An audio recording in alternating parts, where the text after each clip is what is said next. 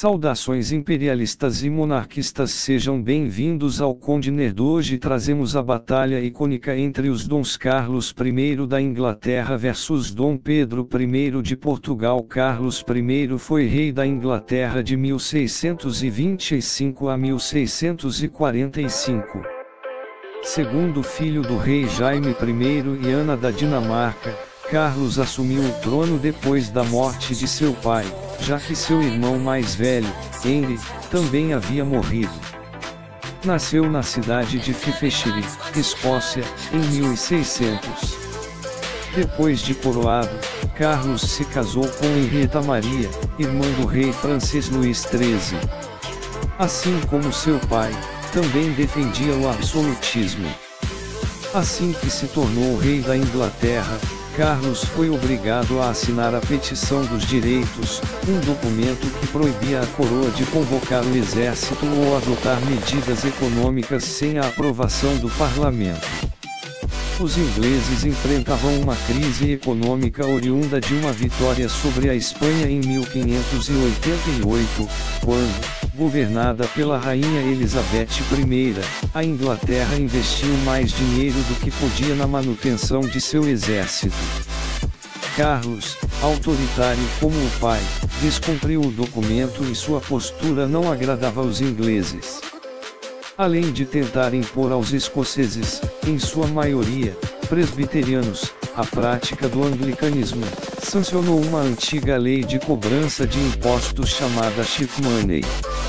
Essa lei valia apenas nas zonas litorâneas, mas Carlos a estendeu para toda a Inglaterra. Os ingleses, insatisfeitos, protestaram e uma crise política se instaurou. Carlos dissolveu e convocou o parlamento por diversas vezes. Por não cumprir a lei que proibia a dissolução do mesmo, enfrentou uma onda de protestos, liderada por Oliver Cromwell, resultando em uma guerra civil. Em 1645 o exército de Cromwell, cabeças redondas, por causa do corte de cabelo, venceu, pondo fim à guerra. Carlos, derrotado, se refugiou na Espanha. Em 1648 foi capturado e no dia 30 de janeiro de 1649 foi decapitado. Dom Pedro I, de 1798 a 1834, foi o primeiro imperador do Brasil e rei de Portugal. Nasceu em 12 de outubro de 1798 no Palácio Real de Queluz, Portugal, recebendo o nome de Pedro em homenagem a São Pedro de Alcântara. Era o segundo filho mais velho de Dom João e Dona Carlota Joaquina, o quarto filho no geral, tornando-se o herdeiro de seu pai com o título de Príncipe da Beira, em 1801, após a morte de seu irmão mais velho D. Francisco Antônio. Passou seus primeiros anos no Palácio de Queluz, cercado de governantas e professores. Entre seus mestres estavam Dr. José Monteiro da Rocha e Frei Antônio de Nossa Senhora da Salete. Aprendeu a falar latim, francês e inglês. No dia 29 de novembro de 1807, com a iminência da invasão de Lisboa pelas tropas de Napoleão, a família real portuguesa embarca para o Brasil, chegando à Bahia em janeiro de 1808. Em março, instala-se no Rio de Janeiro, na Quinta da Boa Vista. Frei Antônio de Arrábida tornou-se o principal mestre e confessor de Dom Pedro e tinha aulas de pintura e música, aprendeu a compor e tocar pequenas peças. Dedicava-se também à equitação. Gostava da vida ao ar livre no Palácio de São Cristóvão e na Fazenda Santa Cruz. Dom Pedro e teve formação musical bastante esmerada, tendo sido aluno de mestres como o padre José Maurício Nunes Garcia, Marcos Portugal e Sigismund Leopoldo. Tocava clarineta, fagote e violoncelo. De Dom Pedro I se conhece uma abertura, executada no Teatro Italiano de Paris, 1832, um credo, um Te Deum, o hino da Carta, adotado posteriormente como hino nacional português, até 1910, o hino da independência do Brasil. Em março de 1816, com a morte de sua avó, Dona Maria I, Dom Pedro torna-se príncipe real herdeiro de Dom João VI. Depois de várias negociações diplomáticas, estava a caminho do Brasil a arquiduquesa Carolina Josefa Leopoldina, filha do imperador da Áustria. Dona Leopoldina foi a escolhida para ser esposa de Dom Pedro. Casaram-se no dia 5 de novembro de 1817 e tiveram 7 filhos. Com o falecimento de Dona Leopoldina, em 1826, Dom Pedro veio a casar-se com Dona Amélia de Leuchtenberg, com quem teve uma filha. Em 1820, Portugal passava por grave crise política e social. A Revolução Liberal do Porto se espalhou por todo o país, e a Constituição era a palavra de ordem.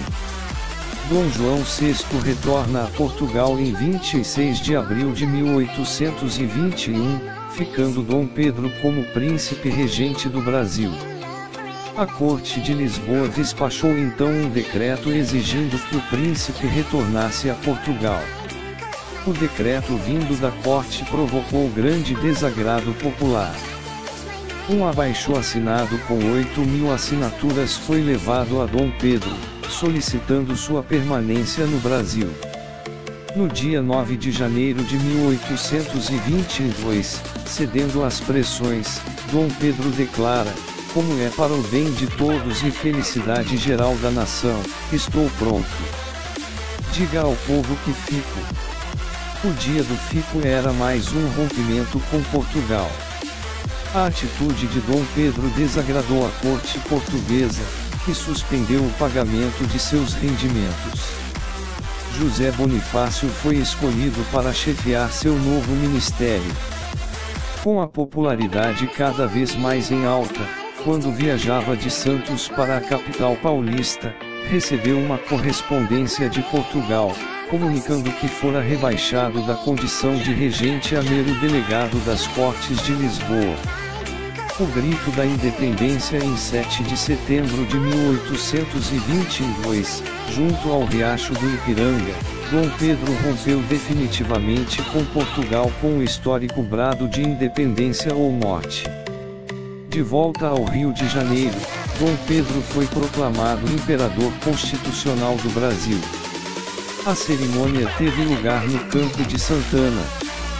Dom Pedro I, asterisco 1798 mais 1834, no dia 1º de dezembro, recebeu a coroa imperial.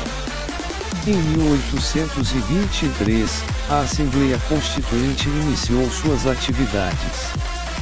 Dos 90 deputados, muitos não compareciam. A redação da Carta Magna era lenta. Insatisfeito, Dom Pedro dissolve a Constituinte e cria um Conselho de Estado para redigir a Constituição, que foi promulgada no dia 25 de março de 1824. Em meio a dificuldades financeiras e várias rebeliões localizadas, instalou a Câmara e o Senado vitalício, em 1826, porém um fato provocou desconforto geral e o seu declínio político no Brasil. Com a morte de D. João VI, em 1826, decidiu assumir, como herdeiro do trono português, o poder em Lisboa como Pedro IV, 27º rei de Portugal.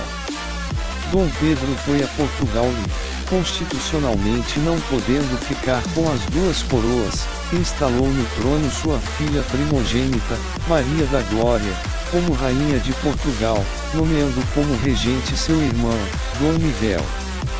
Porém, sua indecisão entre o Brasil e Portugal contribuiu para minar sua popularidade, somando-se a isto o fracasso militar na Guerra da Cisplatina, de 1825 a 1827. os constantes atritos com a Assembleia, o seu relacionamento extraconjugal, de 1822 a 1829, com Domitila de Castro, a quem fez viscondessa e depois marquesa de Santos, o constante declínio de seu prestígio e a crise provocada pela dissolução do gabinete, após quase 9 anos como imperador do Brasil, abdicou do trono, no dia 7 de abril de 1831, em favor de seu filho Pedro, então com 5 anos de idade.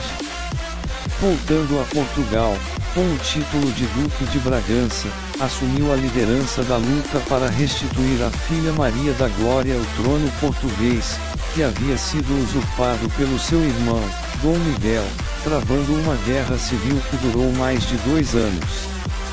Inicialmente criou uma força expedicionária nos Açores, 1832, invadiu Portugal, derrotou o irmão, restaurando o trono de sua filha. Dom Pedro morreu de tuberculose, no Palácio de Queluz, no dia 27 de setembro de 1834. Foi sepultado no panteão de São Vicente de Fora, como simples general e não como rei, como determinava seu testamento. Seus restos mortais estão localizados tanto em Portugal, onde está seu coração em relicário na Igreja de Nossa Senhora da Lapa, desde 1835, como no Brasil. No sesquicentenário da independência do Brasil, em 1972, após um acordo diplomático entre Brasil e Portugal, seus restos mortais foram trasladados para a cripta do Monumento do Ipiranga, na cidade de São Paulo. Agora sem mimimi vamos para a batalha e o vencedor é...